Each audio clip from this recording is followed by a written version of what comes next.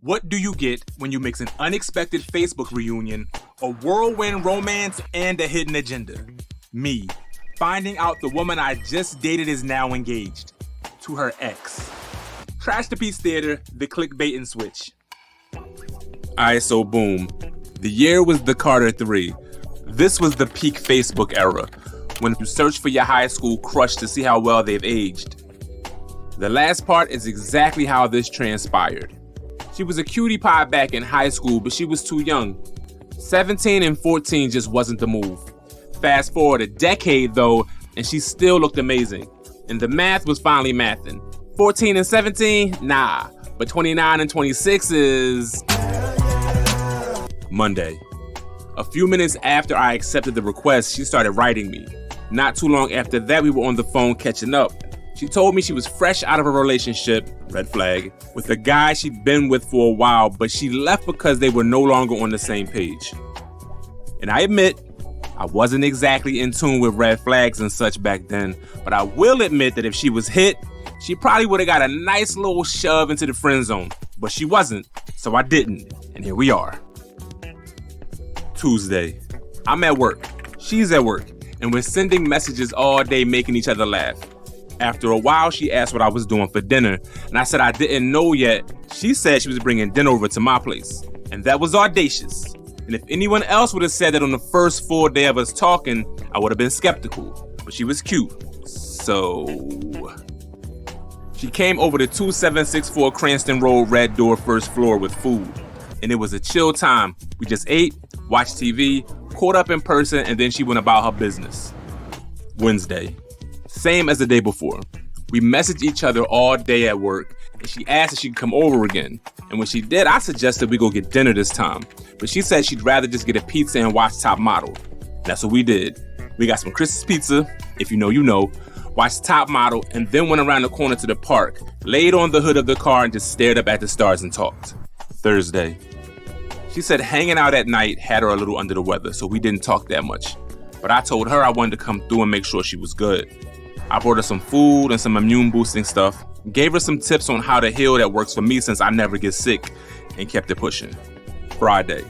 She said the food and supplements made her feel better, but also asked if I could still come over.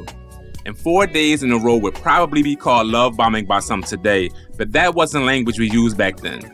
If she wasn't cute, I would have thought this was drawn, but she was cute, so I didn't, and here we are. And there I was, back at her crib after work.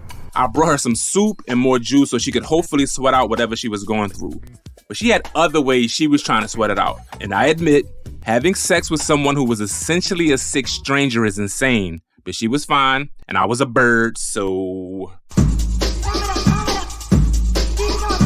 There was something weird she said that stuck out in hindsight. She said she didn't want to go through life without knowing what it was like for us to sleep together. Well, she said it nastier than that. But at the time, I didn't see that as a red flag, so I was like, word, now you ain't got to. Saturday. I was out at Fluid with some friends when she hit my phone. She said she was also down South Street with her friends and said we should get together and go to Ishka Bibbles.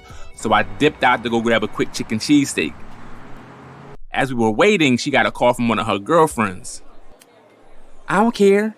If they see us, they see us. I'm sure he will tell. I don't care. Yo, you good? Yeah, it's nothing. Nah, seriously, what's up? My ex's best friend is headed towards us. My friends were just giving me a heads up. I mean, is this gonna be a problem? God, no.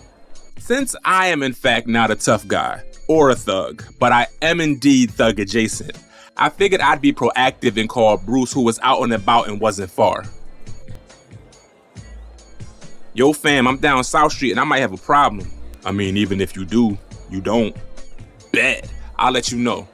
A few minutes later, a group of dudes walked past Ishka Bibbles. They looked at us, started whispering to each other, and then walked away. Around that time, our food was ready and I figured those dudes was gonna be outside waiting for us, but they were nowhere to be found. We ate, chatted a bit. She joined back up with her friends and I went back to Fluid. Around 2, I got the call that she is trying to come through. And part of me thought, maybe I should fall back because of that sketchy situation with those dudes. But it was 2. and she was cute. So... And it was so until about dawn. Sunday. We woke up early in the afternoon, and she went to the kitchen and started cooking. I peeped over at her phone, and she had like 20-something missed calls. And in hindsight, that was another red flag, but she was cute, and she made breakfast, so... We didn't really talk for the rest of the day, but she did message me to say goodnight and to also say she couldn't wait for the next round. Monday.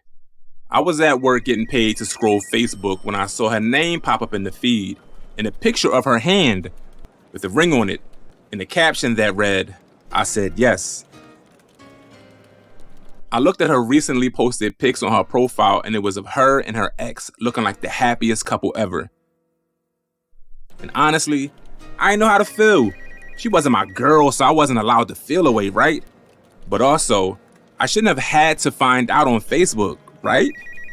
I sat there thinking hard and long and just started coming up with scenarios in my head.